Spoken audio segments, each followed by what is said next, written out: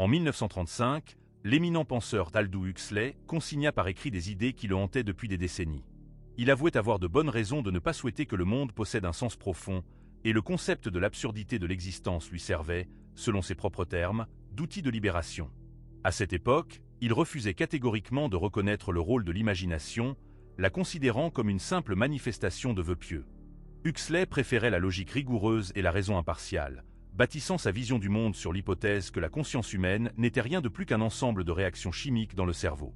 Cependant, 46 ans après ses réflexions, sa maison fut entièrement détruite par un incendie. Tout ce qu'il chérissait, manuscrits inestimables, lettres personnelles, fruit de toute sa vie et de son œuvre, fut réduit en poussière et en cendres. Au milieu des vestiges calcinés de sa demeure, Huxley comprit enfin la véritable nature de ce qu'il avait si longtemps fui. L'imagination humaine, dit-on, n'est pas simplement une fonction mentale, mais le principe divin lui-même, se manifestant à travers l'essence humaine. Pourtant, les gens ont été systématiquement conditionnés à ignorer cette capacité, la considérant comme une simple fantaisie, et ont été encouragés à adopter une vision pragmatique du monde, à garder les pieds sur terre. Pendant ce temps, cette énergie créatrice fonctionne que l'on en soit conscient ou non, façonnant principalement les réalités que l'on craint le plus. C'est là que réside une vérité frappante. Chaque individu utilise déjà cette imagination divine à chaque instant, matérialisant inconsciemment ses propres limites, difficultés et ses peurs et inquiétudes les plus profondes. Ainsi, la question clé n'est pas de savoir si cette force puissante est réelle, mais si l'on apprendra enfin à l'utiliser consciemment et délibérément. Il y a environ 2000 ans, un humble artisan, devenu par la suite un grand apôtre, écrivit quelque chose de si profond et potentiellement subversif que les institutions religieuses ont cherché à en dissimuler la véritable signification pendant des siècles. Paul de Tarse, dit-on, ne se contentait pas d'exposer des vérités spirituelles connues de tous lorsqu'il rédigea sa première épître aux Corinthiens. Au contraire, il décrivait méticuleusement une méthodologie spécifique du fonctionnement de la conscience qui aurait pu susciter une sérieuse inquiétude chez ceux qui souhaitaient maintenir l'humanité dans un état d'inertie spirituelle. « Nous prêchons la sagesse de Dieu, mystérieuse et cachée », écrivait Paul, que Dieu, avant les siècles, avait destinée pour notre gloire. La plupart des gens, en lisant ces lignes, ont tendance à croire que Paul était un mystique s'exprimant par métaphores et allégories religieuses. Cependant, c'est une erreur.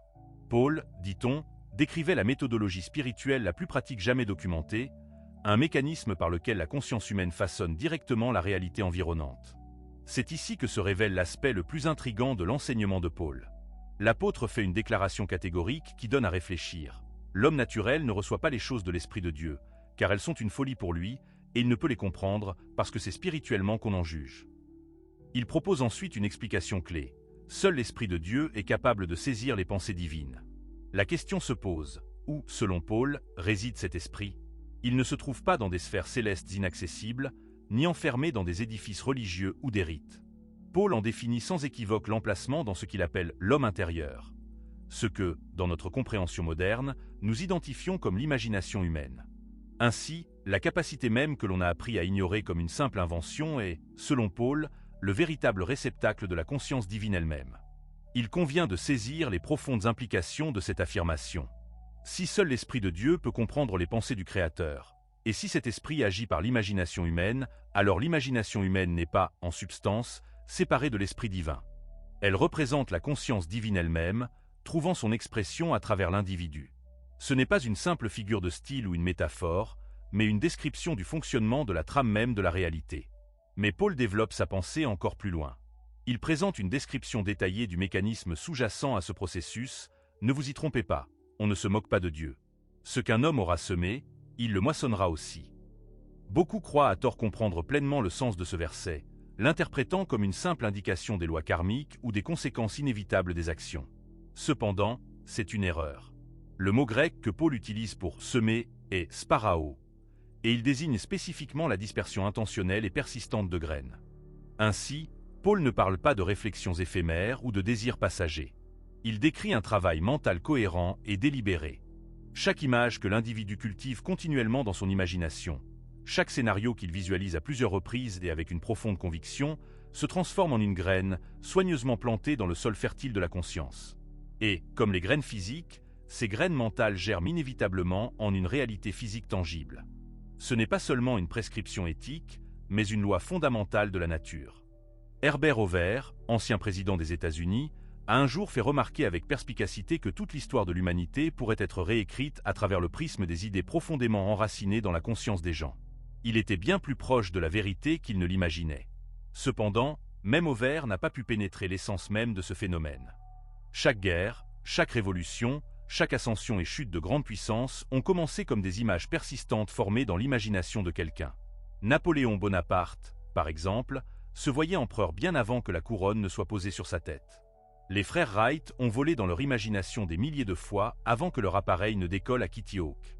La vision perverse d'Adolf Hitler d'un Reich millénaire a pris naissance comme des images mentales obsessionnelles qu'il a entretenues avec une conviction fanatique. Il est important de comprendre ceci. Ces personnes ne possédaient pas de capacité exceptionnelle ou unique. C'étaient des individus ordinaires qui, consciemment ou inconsciemment, ont découvert comment utiliser leur imagination comme la force créatrice même dont parlait l'apôtre Paul. Ils ont maintenu des images spécifiques avec une persévérance inébranlable, jusqu'à ce que ces images se matérialisent dans la réalité physique. Maintenant, il faut se demander comment cette connaissance a été retournée contre l'homme. Chaque bulletin d'information, chaque fil de médias sociaux, chaque programme de divertissement est conçu pour capturer l'imagination humaine et la remplir d'images servant des intérêts étrangers. Ceux qui sont derrière cela comprennent parfaitement l'enseignement de Paul. Les images mentales persistantes deviennent inévitablement une réalité physique. C'est pourquoi ils inondent la conscience des gens d'images de peur, de pénurie, de division et d'impuissance. Lorsque l'on passe des heures à absorber des nouvelles sur l'effondrement économique, son imagination est ensemencée d'images d'insécurité financière. Lorsque l'on parcourt un contenu infini sur les conflits sociaux, son esprit répète des scénarios de division et d'hostilité. Lorsque les programmes de divertissement montrent constamment des histoires de gens ordinaires comme des victimes impuissantes, son imagination accepte l'impuissance comme une norme. Ainsi, les gens ne sont pas simplement informés ou divertis. Ils sont programmés pour créer une réalité qui sert les intérêts d'autrui, et non les leurs. La manipulation s'étend bien plus profondément que la plupart des gens ne le réalisent. Les campagnes politiques ne visent pas seulement à obtenir le vote d'un électeur. Elles aspirent à s'emparer de son imagination. Elles inondent les médias d'images spécifiques, conçues pour amener l'individu à visualiser si clairement leur version de l'avenir qu'il contribue littéralement à la créer grâce aux mécanismes décrits par Paul. La publicité corporative ne fait pas que promouvoir des produits. Elle implante des images mentales persistantes d'un mode de vie désirable auquel, espère-t-il, l'individu aspirera, sachant que son imagination travaillera sans relâche pour transformer ces images en réalité. Cependant, il y a quelque chose qu'ils ne pourront jamais contrôler entièrement: la prise de conscience consciente par l'homme du fonctionnement de ce processus. Dès que l'individu comprendra que son imagination est la force créatrice même que Paul identifiait à l'Esprit de Dieu résidant en lui, dès qu'il réalisera que les images mentales persistantes doivent inévitablement devenir une réalité physique, il retrouvera le pouvoir qui a été utilisé contre lui. C'est pourquoi l'enseignement de Paul était si révolutionnaire. Il ne promouvait aucune doctrine religieuse au sens traditionnel. Il révélait que chaque être humain porte en son imagination la même force créatrice qui façonne la réalité elle-même. Lorsque l'on choisit consciemment quelles images maintenir dans son esprit, lorsque l'on visualise avec persistance des résultats spécifiques avec une profonde conviction, on ne fait pas que simplement espérer ou désirer. On utilise une technologie spirituelle précise, méticuleusement documentée par Paul. L'univers ne fait pas de distinction entre les images implantées par la manipulation médiatique et celles choisies consciemment par l'individu. Il réagit simplement à toutes les graines mentales maintenues avec conviction. La question n'est pas de savoir si ce processus fonctionne. La question est de savoir si l'on l'utilisera consciemment ou si l'on permettra à d'autres de l'utiliser pour contrôler sa vie. Chaque pensée persistante devient une graine qui doit germer. Chaque image mentale tenace met en mouvement des forces qui se manifesteront inévitablement dans la réalité physique. Ce n'est pas une théorie mystique ou une spéculation abstraite. C'est un mécanisme pratique par lequel la conscience crée l'expérience. Paul le savait. Ceux qui cherchent à contrôler les gens le savent. Maintenant, cette connaissance vous est également accessible. Pendant près de 2000 ans, la tradition chrétienne a dépeint Judas Iscariote comme le principal antagoniste de l'histoire, un traître cupide qui a vendu Jésus pour 30 pièces d'argent. Les moniteurs d'école du dimanche prononcent son nom avec dégoût, et les théologiens débattent avec ferveur pour savoir s'il brûle dans les abysses les plus profonds de l'enfer. Le mot même Judas est devenu, dans des dizaines de langues, un synonyme de trahison. Mais que se passerait-il si tout ce qui a été raconté sur Judas n'était pas seulement inexact, mais avait été délibérément déformé? Neville Goddard, un penseur éminent, a découvert quelque chose qui a complètement changé sa compréhension des Saintes Écritures. Et cela ne s'est pas produit par des recherches théologiques, mais par une expérience mystique directe. En 1959, Neville a vécu ce qu'il a appelé sa « vision de la résurrection ». Il s'est retrouvé allongé dans ce qui ressemblait à un tombeau, complètement mort, mais observant d'une certaine manière son propre corps sans vie. Son corps était enveloppé de linceul blanc et brillant. Et quand il a baissé les yeux, il a vu ses entrailles sortir de son ventre. Ce n'était pas une expérience mystique aléatoire, mais une expérience profonde et significative. Lorsque Neville Goddard approfondit la signification de sa vision, il a découvert une correspondance frappante entre son expérience et une description biblique spécifique. Cependant, cette description ne concernait pas la mort de Jésus, mais la fin de Judas, telle que présentée dans Actes 1. Selon ce récit, Judas tomba la tête la première, se rompit par le milieu, et toutes ses entrailles se répandirent. Il est remarquable que le mot grec original utilisé implique une révélation explosive, une sorte de dévoilement qui révèle ce qui était auparavant caché à l'intérieur. C'est à ce moment que Neville a réalisé qu'il n'avait pas simplement vécu une vision mystique, mais qu'il avait en fait expérimenté l'être de Judas. Et à cet instant, tout s'est mis en place concernant la véritable signification de la figure de Judas. Rappelons l'enseignement de l'apôtre Paul, exposé dans la section précédente, « Personne ne connaît les pensées de Dieu, si ce n'est l'Esprit de Dieu. » Si seul l'Esprit de Dieu est capable de connaître les pensées du Créateur, alors qui pourrait révéler ou trahir les mystères les plus profonds de Dieu? Seulement son propre esprit. Le mot « trahir » dans le grec original est « paradidomie », ce qui signifie non pas tant une trahison au sens habituel, mais plutôt transmettre ou révéler. Ainsi, quand Judas trahit Jésus, il transmettait littéralement un mystère divin, révélant ce qui devait être révélé. Ce n'était pas un acte d'hostilité, mais une fonction de l'esprit révélateur de Dieu lui-même. Regardons la scène de la scène sous un nouvel angle. Jésus ne traite pas Judas comme un ennemi. Au lieu de cela, il offre à Judas un morceau de pain trempé dans du vin, ce qui, dans la culture du Moyen-Orient de l'époque, était le plus grand honneur qu'un hôte pouvait accorder à un invité.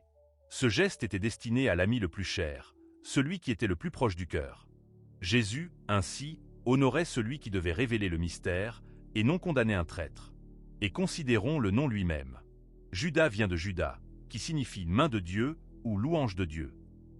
Dans le mysticisme hébreu, la main symbolise le pouvoir créateur et la direction. Juda était la tribu qui menait Israël, la lignée royale d'où provenaient les rois. Quand il devient clair que Judas signifie littéralement main de Dieu, son rôle devient limpide. Il est la force créatrice directrice qui révèle les mystères divins. Chaque fois que quelqu'un découvre comment l'imagination fonctionne réellement et transmet cette connaissance à d'autres, il joue le rôle de Judas. Ces personnes révèlent ce qui était caché, transmettant le mystère selon lequel Dieu agit à travers l'imagination humaine. C'est pourquoi Neville Goddard appelait son enseignement la révélation de Judas. Il était lui-même la main de Dieu, révélant la méthode d'action du Créateur. Pensez à ce que cela signifie pour les institutions religieuses traditionnelles.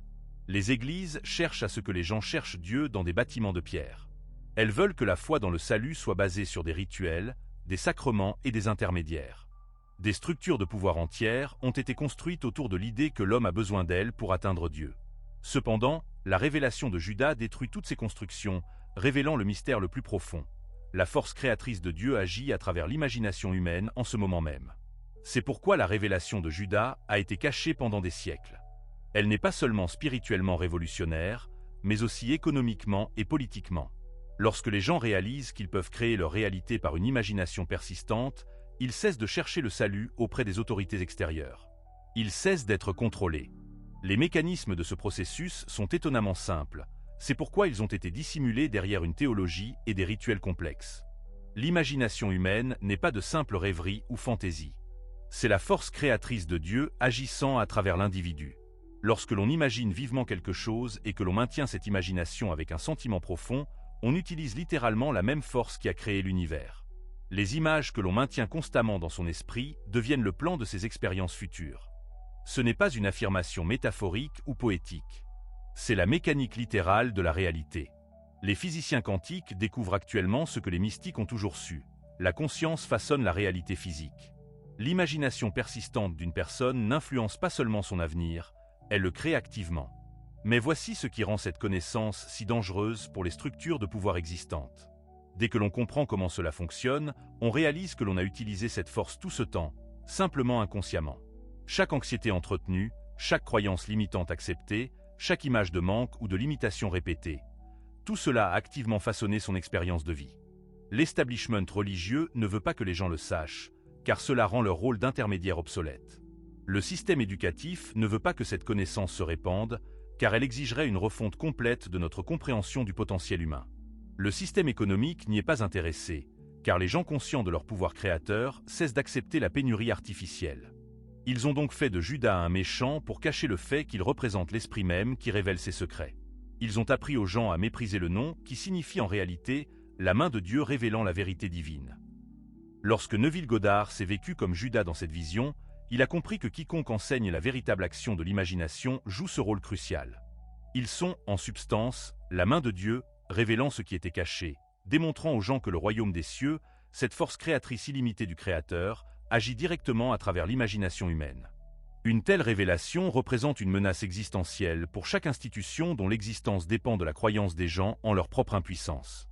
Elle sape chaque système qui tire profit des limitations et de la peur humaine. C'est pour cette raison que la révélation de Judas a été enterrée sous 2 millénaires d'erreurs et de distorsions théologiques. La question n'est pas de savoir si vous possédez cette force. Vous la possédez et l'utilisez à chaque instant de chaque jour. La question pressante est de savoir quel avenir vous créez inconsciemment avec les images que vous maintenez constamment dans votre esprit, car en ce moment même, alors que vous lisez ces lignes, votre imagination façonne activement ce qui se passera ensuite dans votre vie. La main de Dieu agit à travers vous. La seule question est de savoir si vous en êtes conscient ou non.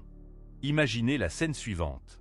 Le prophète hébreu Jérémie reçoit une instruction des plus inhabituelles de ce qu'il perçoit comme la voix de Dieu. « Lève-toi, descends à la maison du potier, et là je te ferai entendre mes paroles. » Non pas dans un temple majestueux, ni sur une montagne sacrée, ni dans un bosquet mystérieux, mais dans l'humble atelier d'un artisan. Jérémie a dû se demander quelle révélation divine pouvait l'attendre parmi l'argile et les tours de potier. Ce qu'il y a vu est devenu l'un des plans les plus profonds pour comprendre comment la réalité est réellement formée. Le potier était assis à son tour, ses mains travaillant avec une précision affûtée l'argile malléable. Mais quelque chose a mal tourné. Le vase s'est avéré gâté, endommagé directement entre les mains du maître. À ce moment-là, la plupart d'entre nous s'attendraient à ce que l'histoire suive un chemin prévisible. Jeter l'argile gâtée, recommencer avec un nouveau matériau. Mais cela ne s'est pas produit. Au lieu de cela, le potier a simplement recommencé avec la même argile, la refaçonnant complètement en un autre vase, comme il lui a semblé bon de le faire. Le même matériau, les mêmes mains, mais un résultat complètement différent, obtenu grâce à une intention et une maîtrise consciente. Si ce n'était qu'une belle histoire sur la poterie, Jérémie ne l'aurait pas écrite. Cependant, il a reconnu quelque chose de vraiment révolutionnaire dans ce qu'il observait. Le mot hébreu pour potier, dans ce contexte, est yatsar. Et c'est là que commence le plus fascinant. Yatsar ne signifie pas seulement celui qui travaille l'argile. Il se traduit littéralement par imaginer, former en forme, prendre une décision et déterminer. Pensez à ces verbes un instant. Imaginer, former en forme, prendre une décision, déterminer. Ce ne sont pas seulement les actions de celui qui travaille avec des matériaux extérieurs. Ce sont les opérations fondamentales de la conscience elle-même. Le prophète Isaïe confirme cette compréhension lorsqu'il écrit « Ô Seigneur, tu es notre potier, nous sommes l'œuvre de tes mains. » Mais voici la question qui change tout. Qui est ce Seigneur auquel Isaïe s'adresse? Tout au long des écrits hébreux, lorsque les gens sont confrontés à la présence divine, on leur donne le même nom, « Je suis celui qui suis ». Ce n'est pas une divinité extérieure, planant dans les nuages, mais la conscience même du « Je suis » que vous expérimentez en ce moment même, en lisant ces mots. Cela signifie que vous êtes à la fois le potier et l'argile. Vous êtes la conscience qui façonne, et vous êtes l'expérience de vie qui est formée. L'instruction de « descendre à la maison du potier » ne signifie pas visiter l'atelier de quelqu'un d'autre. Cela signifie tourner votre attention vers l'intérieur pour observer ce qui s'est réellement formé dans votre imagination. Voici ce que la plupart des gens oublient. Ils vivent en s'identifiant complètement au vase, à leurs circonstances actuelles, à leur compte bancaire, à leur situation familiale, à leur état de santé, à leur statut social. Ils pensent qu'ils sont la formation d'argile, alors qu'en réalité, ils sont le potier qui l'a formé.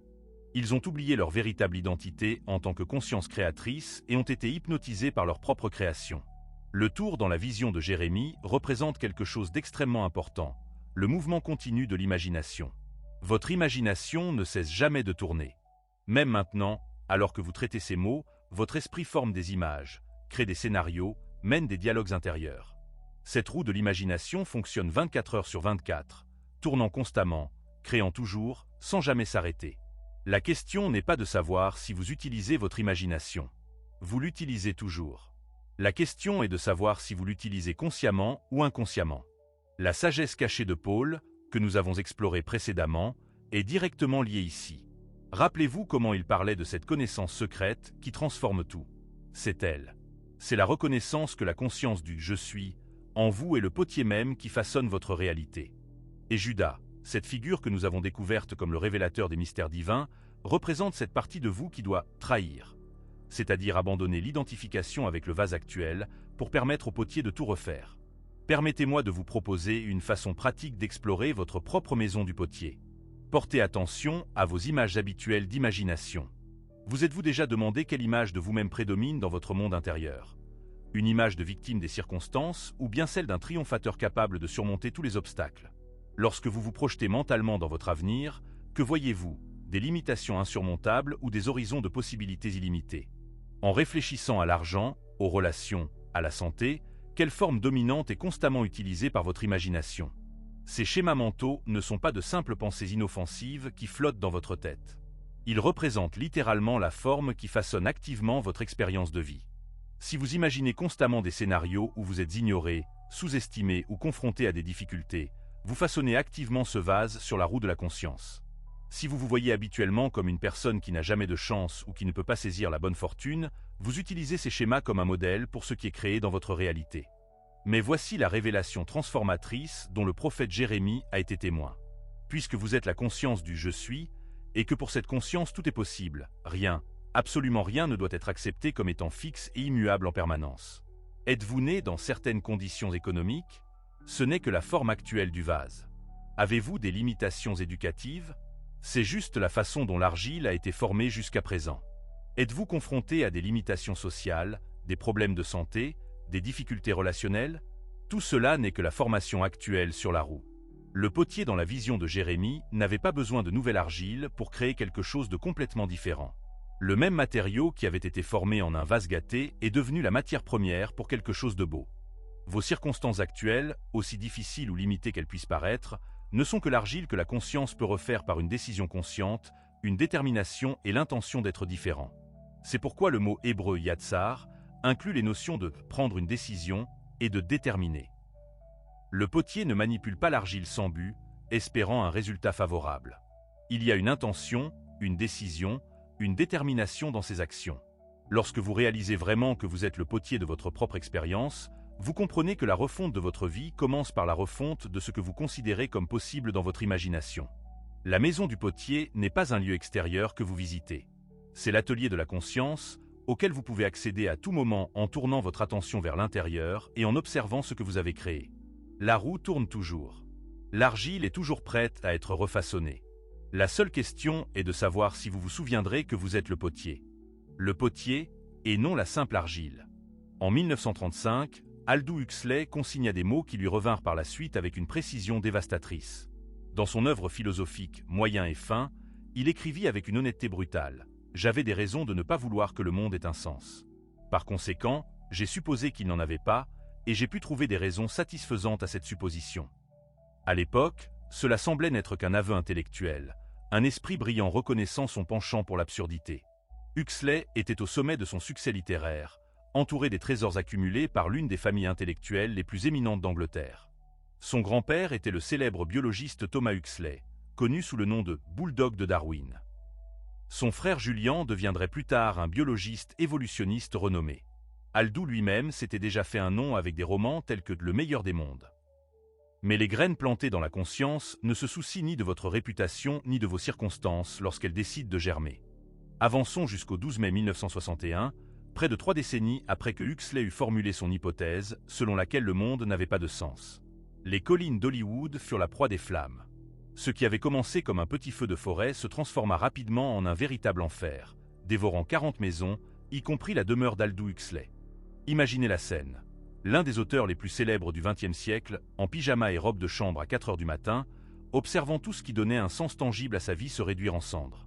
Les flammes ne firent preuve d'aucune sélectivité, mais furent chirurgicalement précises dans leur puissance dévorante.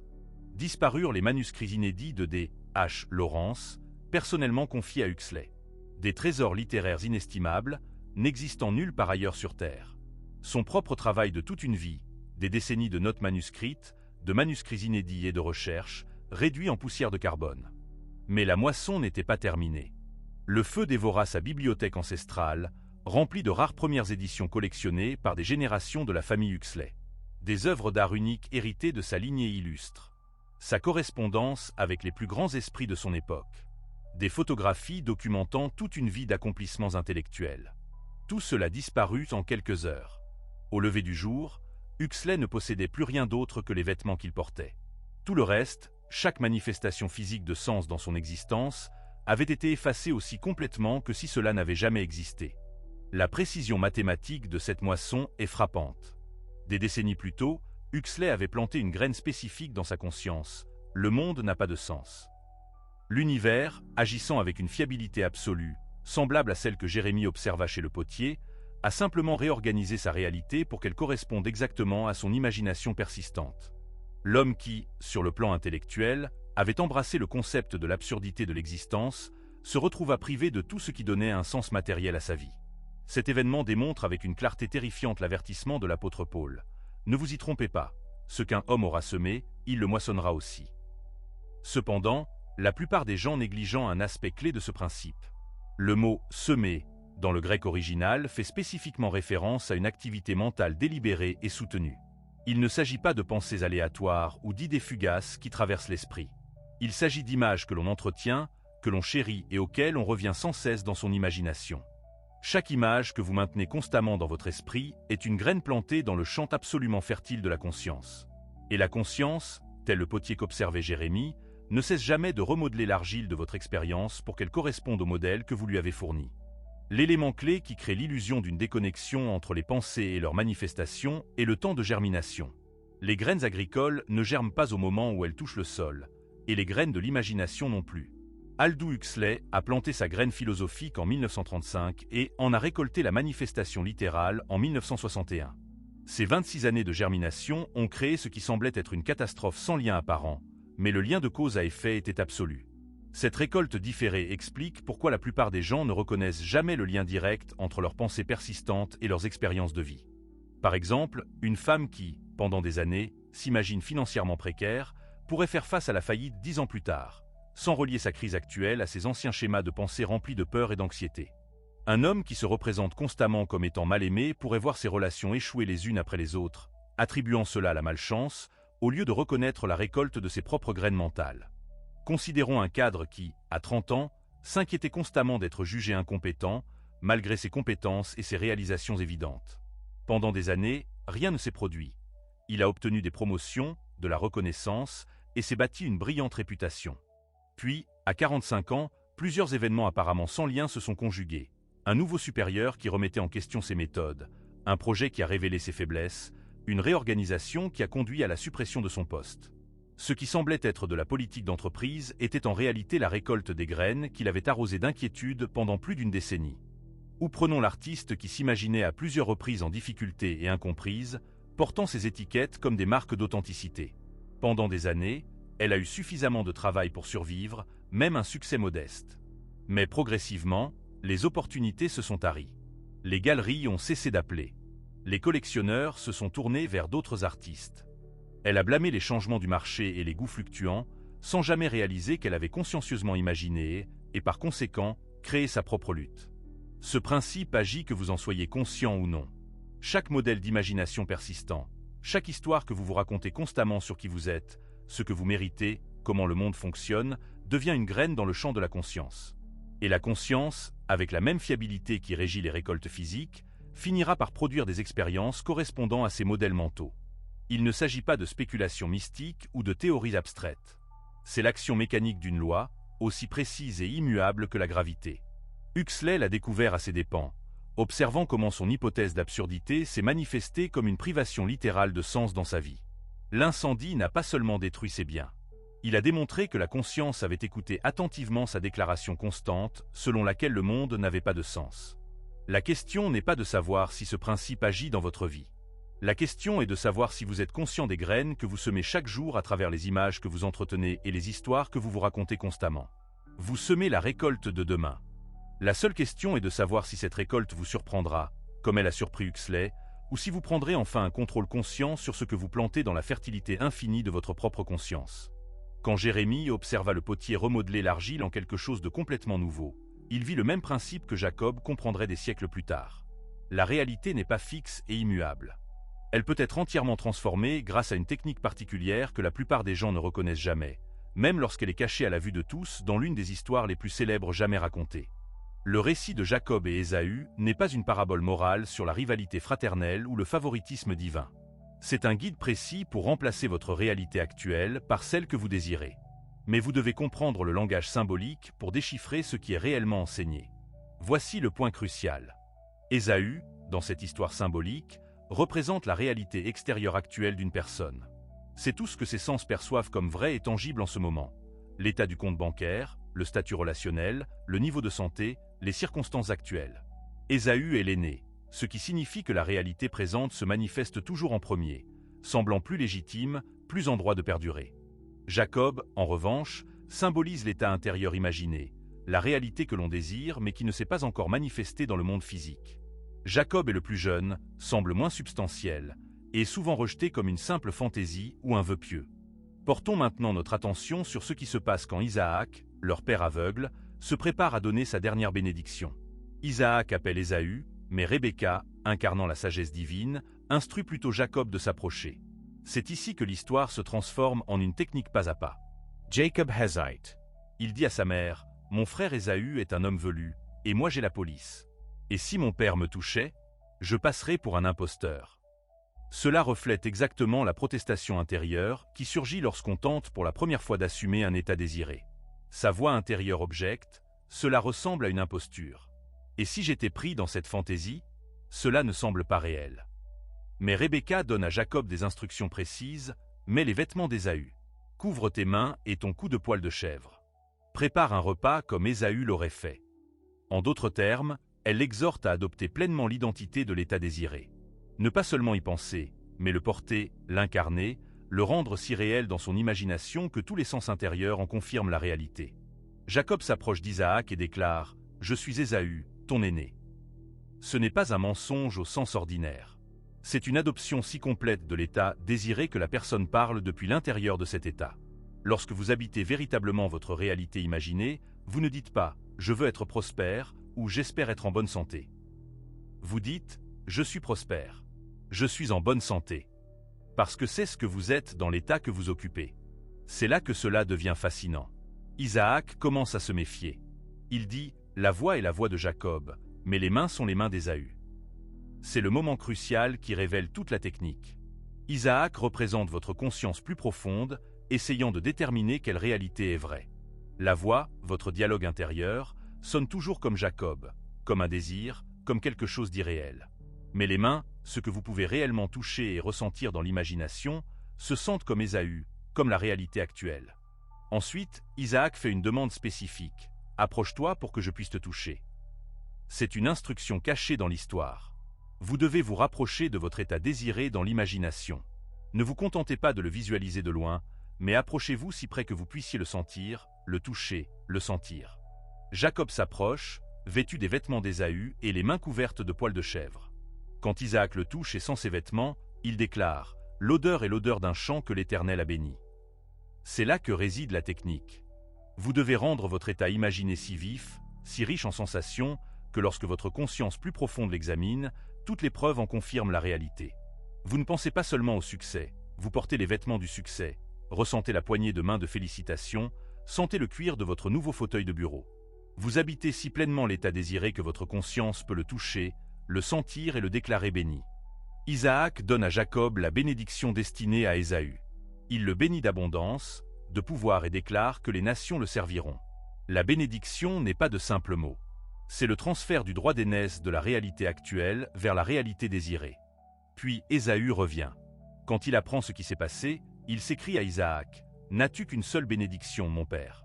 Bénis-moi aussi. » Mais Isaac répond quelque chose de profond. « Je l'ai béni, et il restera béni. » La bénédiction ne peut être retirée. Dès que votre conscience a pleinement accepté un nouvel état, dès qu'elle a donné sa bénédiction à une réalité imaginée, cette réalité devient fixe.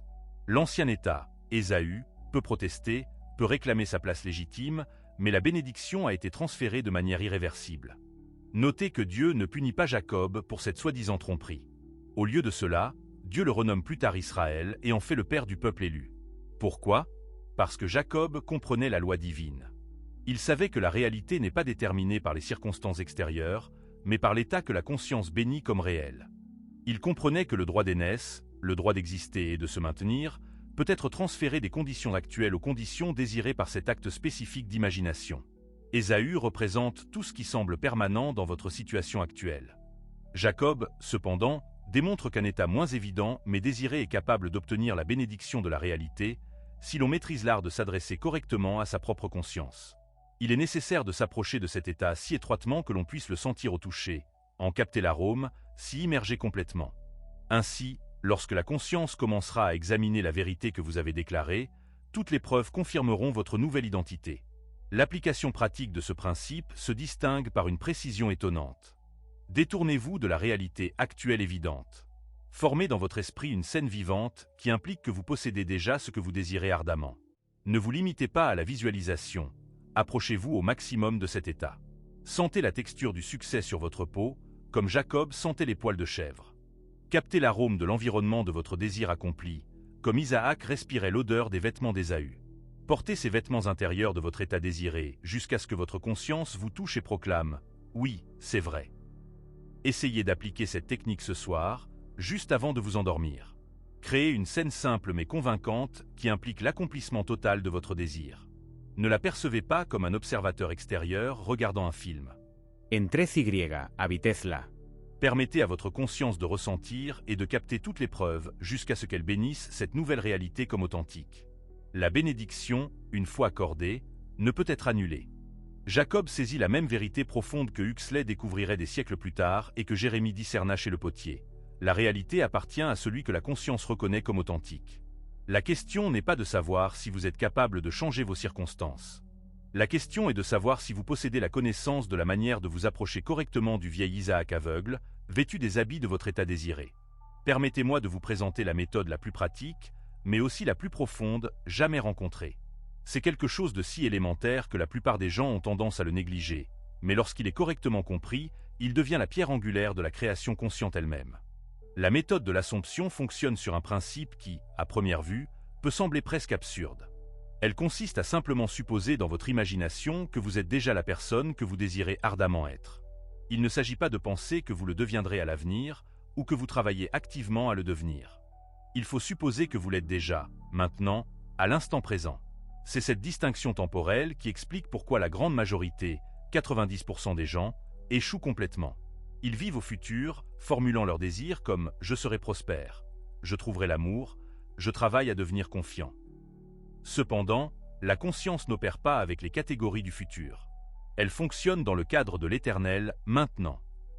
Lorsqu'une personne fait une assomption au futur, elle se programme littéralement à toujours aspirer à quelque chose qui reste constamment insaisissable.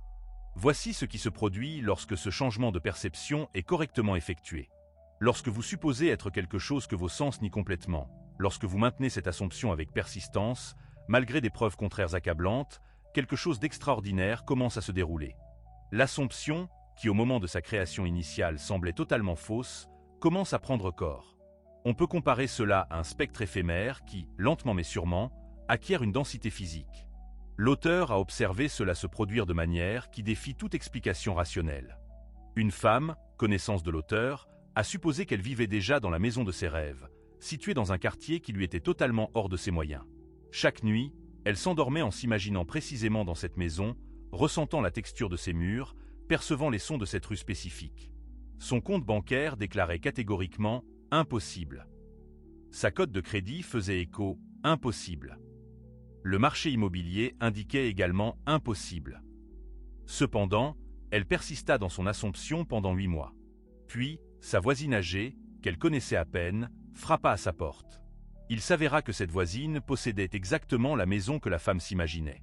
La voisine déménageait dans une maison de retraite et, pour des raisons qu'elle ne pouvait clairement articuler, se sentit obligée d'offrir la maison à l'ami de l'auteur à un prix si bas que c'était pratiquement un cadeau.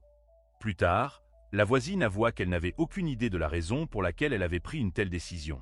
Cela lui semblait simplement juste. Personne ne peut expliquer précisément comment ce processus fonctionne. Les scientifiques sont incapables de le mesurer. Les philosophes ne peuvent pas le classer. Les théologiens peinent à l'intégrer dans leurs cadres doctrinaux.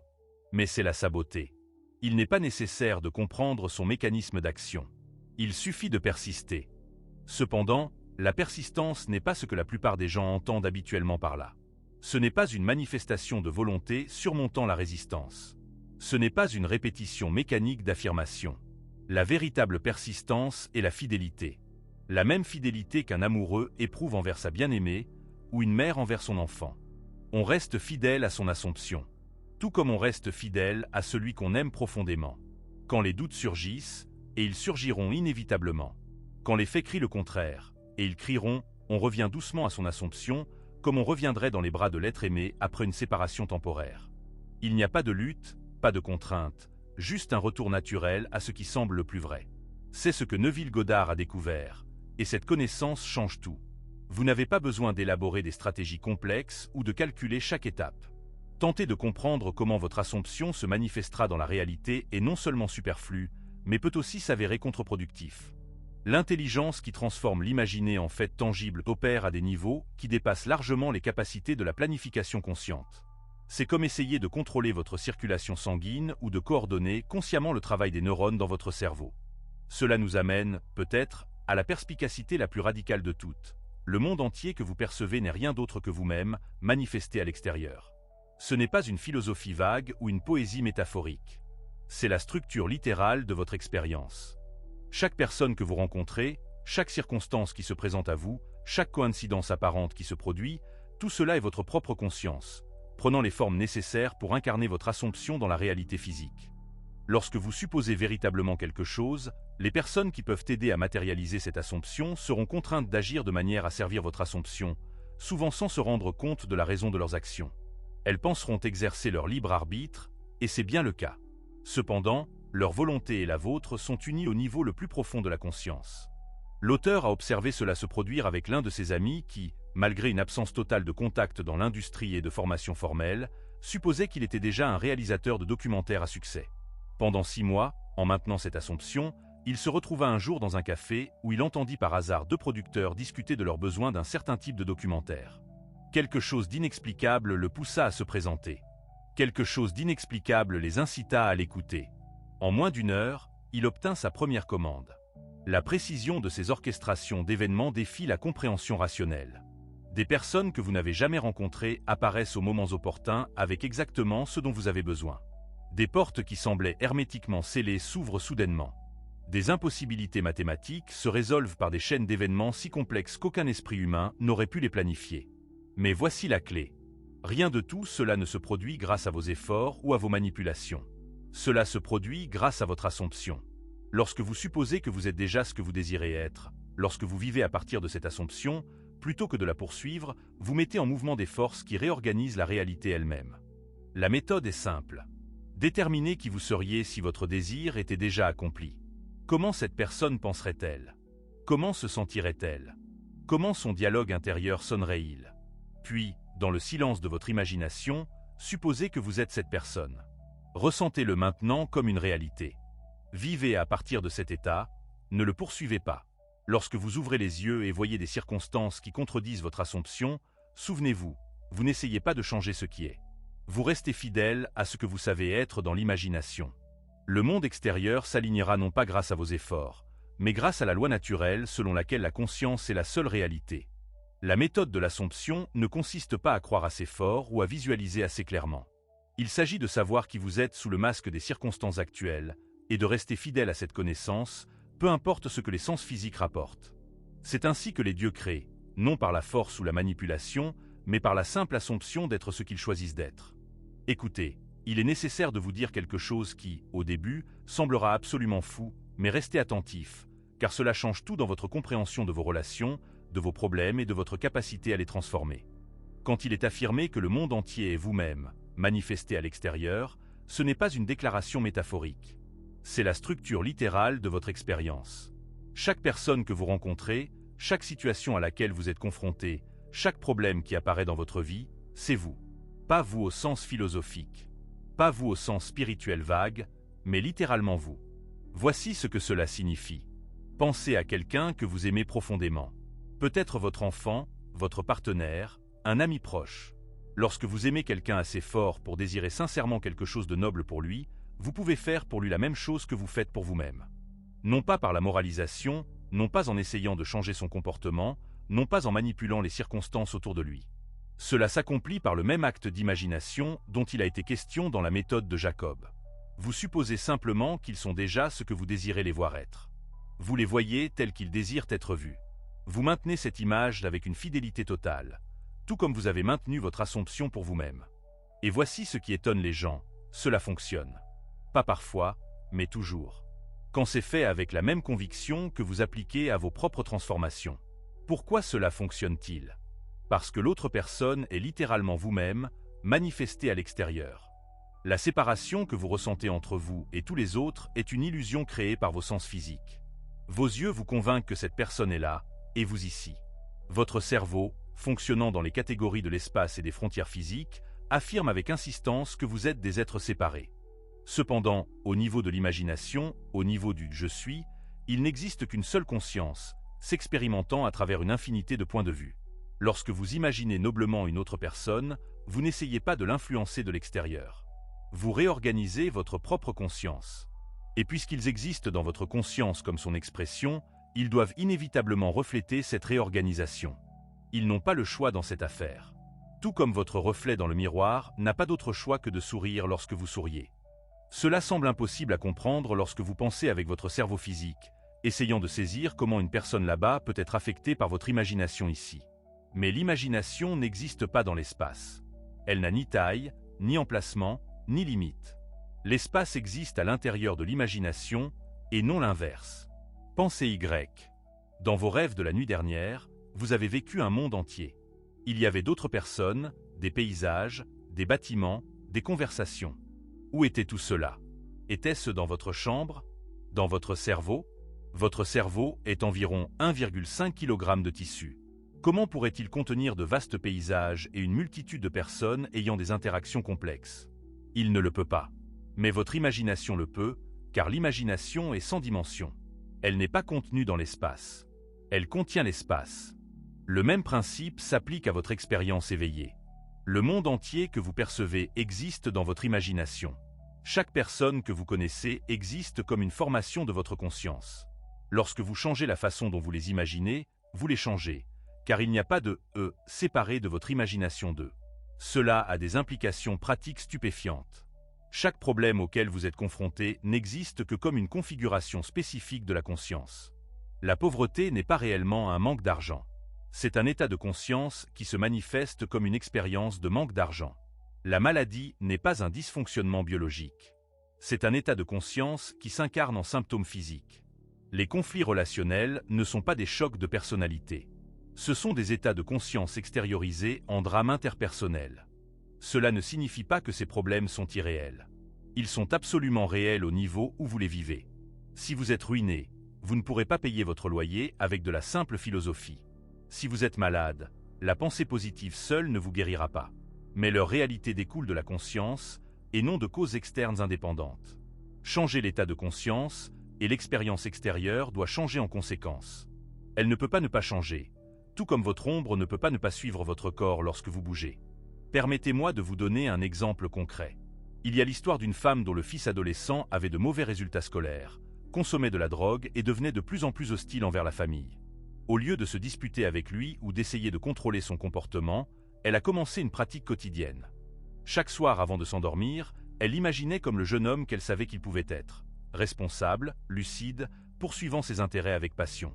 Elle avait des conversations imaginaires avec lui, où il exprimait sa gratitude pour son soutien et partageait son enthousiasme pour ses projets futurs. Elle a maintenu cette pratique pendant 3 mois, sans jamais douter de son hypothèse que c'était ce qu'il était réellement. Elle ne lui a pas fait la morale et n'a pas changé son approche parentale. Elle a simplement gardé cette image avec une fidélité inébranlable. Progressivement, sans aucune cause externe visible, il a commencé à changer. Ses notes se sont améliorées. Il a perdu tout intérêt pour la drogue et leur relation s'est complètement transformée. Cela fonctionne parce que son fils, tel qu'elle le perçoit, existe dans sa conscience. Lorsqu'elle a réorganisé sa conscience à son sujet, Il a dû refléter cette réorganisation. Il ne pouvait pas faire autrement. Le même principe s'applique à votre santé, vos finances, votre carrière, tout. Mais voici ce qui est important. Vous devez l'appliquer avec la même conviction que celle que vous avez apprise dans la méthode de Jacob. Vous ne pouvez pas parier. Vous ne pouvez pas imaginer votre état désiré tout en reconnaissant l'état indésirable actuel comme plus réel. Essayez ceci ce soir. Choisissez une personne dans votre vie que vous aimeriez voir transformée. Au lieu de vous concentrer sur ce qui ne va pas chez elle ou sur ce que vous aimeriez qu'elle change, imaginez-la telle qu'elle serait dans sa meilleure version absolue. Parlez à cette version idéalisée. Voyez-la prospérer, être heureuse, exprimer son plus haut potentiel. Endormez-vous dans cette supposition. Faites cela chaque nuit pendant une semaine et observez ce qui se passe. Le monde ne vous arrive pas. Le monde, c'est vous qui arrivez. Chaque visage que vous voyez est votre visage. Chaque voix que vous entendez est votre voix. Chaque situation que vous rencontrez est votre conscience devenue visible. Une fois que vous aurez vraiment saisi cette vérité, vous réaliserez que vous n'essayez pas de changer le monde extérieur.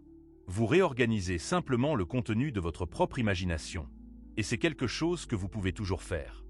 Maintenant que vous comprenez la vérité profonde selon laquelle chaque personne est vous-même manifestée à l'extérieur, vous êtes prêt pour la technique pratique qui rend la création consciente inévitable. Ce n'est plus une théorie, mais une méthode précise qui transforme la supposition en réalité physique. La technique elle-même est élégamment simple. Créez une scène qui implique que votre désir est déjà accompli. Pas sera accompli, pas pourrait être accompli, mais déjà accompli. Vous n'imaginez pas recevoir ce que vous voulez. Vous vous souvenez l'avoir déjà reçu. C'est ce qui fait que cela fonctionne. Votre subconscient est incapable de distinguer une expérience vivement imaginée d'un souvenir réel.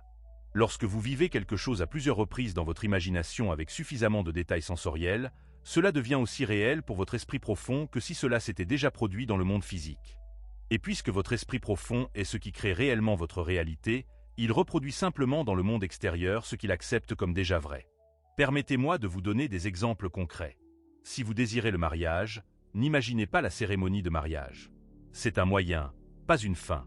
Au lieu de cela, créez une scène simple où vous êtes déjà marié. Sentez l'alliance à votre doigt. Tournez votre main et captez la lumière qui se reflète sur l'or. Sentez son poids, sa douceur. Peut-être imaginez quelqu'un vous présentant à un ami. Je voudrais vous présenter mon conjoint. Entendez ces mots. Ressentez la satisfaction d'être le partenaire choisi. Si vous voulez un nouvel emploi, n'imaginez pas le processus d'entretien ou l'envoi de CV. Imaginez que vous avez déjà ce poste. Imaginez un collègue vous serrant la main et disant « Félicitations pour avoir obtenu le poste. Nous sommes si heureux de vous avoir dans notre équipe. » Sentez sa poignée de main ferme. Voyez le sourire sincère sur son visage. Remarquez le soulagement et l'excitation dans votre corps lorsque vous répondez « Merci, je suis ravi d'être ici. » Pour la santé, n'imaginez pas les traitements ou les processus de récupération. Imaginez une santé parfaite comme votre réalité actuelle. Voyez votre médecin regarder les résultats de vos tests avec étonnement, disant « Je dois avouer que je suis surpris. Tout semble parfaitement normal. » Quoi que vous fassiez, continuez. Observez son expression de confusion agréable. Ressentez votre propre confiance tranquille, sachant que votre corps est revenu à un fonctionnement idéal. Mais voici l'élément crucial que la plupart des gens oublient. Vous devez vivre ces scènes de l'intérieur, avec vos propres yeux. Vous ne regardez pas un film sur vous-même. Vous n'observez pas de l'extérieur. Vous vivez l'expérience. C'est la différence entre une imagination efficace et une simple fantaisie. Lorsque vous vous regardez de l'extérieur, vous maintenez une séparation entre qui vous êtes maintenant et qui vous voulez devenir. Mais lorsque vous vivez la scène de l'intérieur, vous êtes réellement cette personne à ce moment-là. Votre système nerveux ne fait pas la différence. Votre subconscient accepte l'expérience comme un souvenir. L'engagement sensoriel est ce qui crée le sentiment de réalité. Touchez cette bague. Sentez sa texture, sa température, son poids. Entendez les félicitations. Notez le ton de la voix, les bruits de fond, l'écho dans la pièce, s'il y en a un. Voyez le visage de votre médecin, la légère dilatation de ses yeux, la façon dont il pose le dossier, son langage corporel exprimant une agréable surprise. Continuez cette scène jusqu'à ce qu'elle vous semble réelle. Pas jusqu'à ce que vous soyez fatigué ou ennuyé, mais jusqu'à ce que quelque chose en vous la reconnaisse comme une expérience factuelle. Vous saurez quand cela se produira, car il y aura un subtil changement. C'est le moment où l'imagination cesse d'être une simulation et commence à ressembler à un souvenir. C'est le sentiment de réalité, et c'est votre signal que la supposition a été implantée avec succès. Une fois que vous avez atteint ce point, lâchez prise. Ne continuez pas à essayer. Ne répétez pas la scène de manière obsessionnelle. N'analysez pas si cela fonctionne. La graine est plantée. Laissez-la maintenant pousser dans l'obscurité de votre subconscient.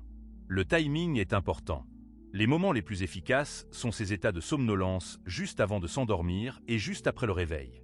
Dans ces états, la résistance de votre conscience est naturellement réduite et votre subconscient est le plus réceptif aux nouvelles impressions. C'est alors que la frontière entre la pensée consciente et inconsciente devient perméable.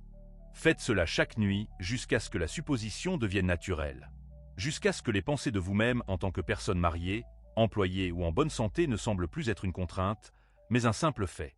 Certaines suppositions prennent racine en quelques jours, d'autres en quelques semaines. Le délai dépend de la force avec laquelle une personne résiste à l'acceptation du nouvel état comme réel. C'est ce que la plupart des gens font mal. Ils essaient trop fort. Ils détaillent à l'infini comment leurs désirs pourraient se réaliser. Ils répètent la scène mécaniquement, sans engager leurs sens ou leurs émotions. Ils se regardent de l'extérieur, au lieu de vivre l'expérience de l'intérieur. Si votre scène semble forcée ou artificielle, simplifiez-la. Peut-être que la sensation de la bague est trop abstraite. Au lieu de cela, imaginez-vous en train de regarder votre main, de faire la vaisselle et de remarquer la bague. Si imaginer des félicitations semble gênant, peut-être imaginez-vous mentionner par hasard votre nouvel emploi à un ami. La scène doit être facile et naturelle à vivre. Mais comprenez ceci, que vous connaissiez ces principes ou non, vous utilisez la même force créatrice à chaque instant. Chaque peur que vous chérissez, chaque limitation que vous acceptez, chaque image négative que vous entretenez, crée votre avenir précisément par ce même processus. Votre imagination n'est jamais inactive. Elle construit toujours des scènes, et ces scènes impriment toujours à votre subconscient ce qu'il doit créer. La personne qui imagine constamment des difficultés financières, qui s'imagine à plusieurs reprises rejetée, qui se voit habituellement malade ou seule, utilise la puissance créatrice de Dieu avec une précision parfaite. Elle l'utilise simplement inconsciemment pour créer ce qu'elle craint, plutôt que ce qu'elle désire. L'ignorance de cette loi ne suspend pas son action. Vous créez par des suppositions, que vous en soyez conscient ou non. La seule question est de savoir si vous le ferez consciemment, en choisissant délibérément ce que vous supposez, ou inconsciemment, en laissant des peurs aléatoires et des pensées habituelles dicter votre expérience. C'est pourquoi vous devez être fidèle à ce que vous vivez dans l'imagination, plutôt qu'à ce que vos sens rapportent à l'instant présent. Vos sens vous montrent ce que vous avez créé par des suppositions passées. Votre imagination vous montre ce que vous créez maintenant pour l'expérience future. En maîtrisant cette technique, vous maîtriserez le mécanisme même par lequel Dieu crée les mondes, y compris le monde que vous appelez votre vie. Ce que je vais partager avec vous n'est ni une philosophie ni une métaphore. C'est une expérience littérale qui attend chaque être humain.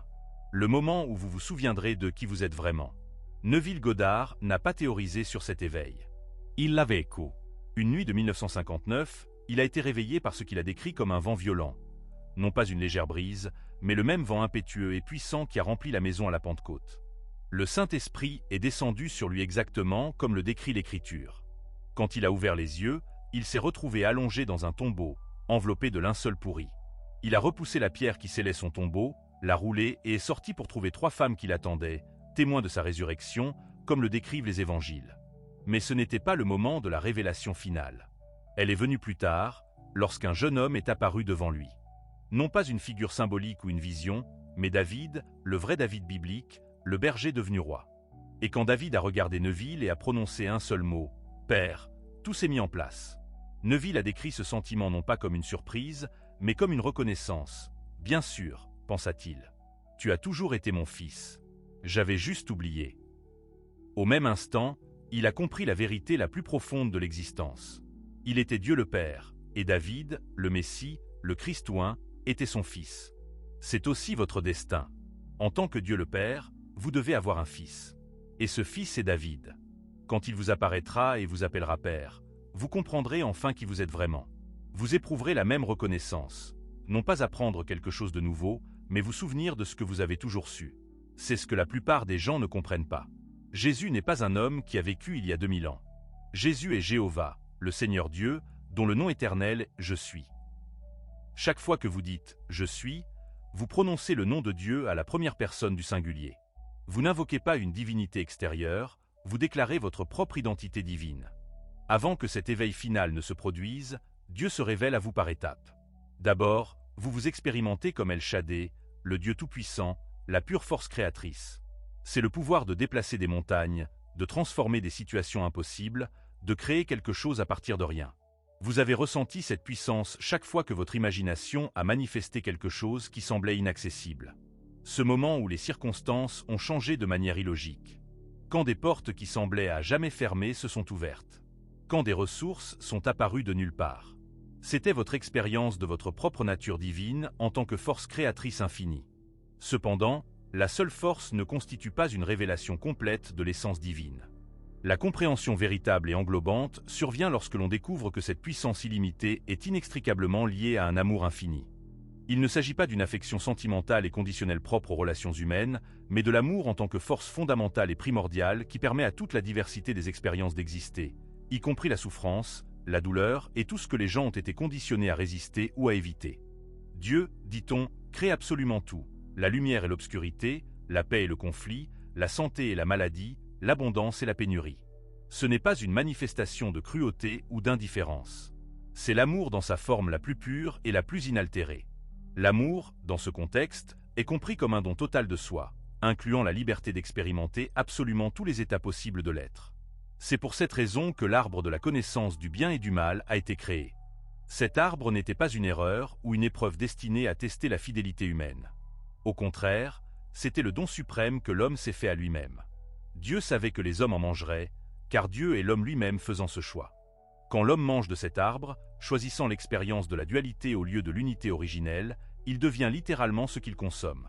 Il commence à s'expérimenter à travers le prisme du bien et du mal, du plaisir et de la douleur, du succès et de l'échec, de l'amour et de la peur. Cet état est décrit comme une amnésie divine en action. L'homme plonge dans un sommeil profond, se voyant comme un être humain, et dort si profondément qu'il oublie sa vraie nature, qu'il est le rêveur, le créateur de ce rêve. Chaque personne que vous rencontrez, c'est vous. Chaque situation à laquelle vous êtes confronté, c'est vous qui créez l'expérience pour vous-même. Chaque épreuve que vous surmontez, chaque relation qui vous transforme, chaque moment de joie ou de tristesse, tout cela, c'est vous. Vous êtes le seul acteur de cette grande pièce cosmique, jouant des milliards de rôles simultanément. Pensez aux personnes qui ont le plus profondément influencé votre vie. C'était peut-être un patron difficile qui vous a poussé à découvrir une force intérieure que vous ne soupçonniez pas. Ou un être cher qui vous a brisé le cœur et vous a appris la vulnérabilité.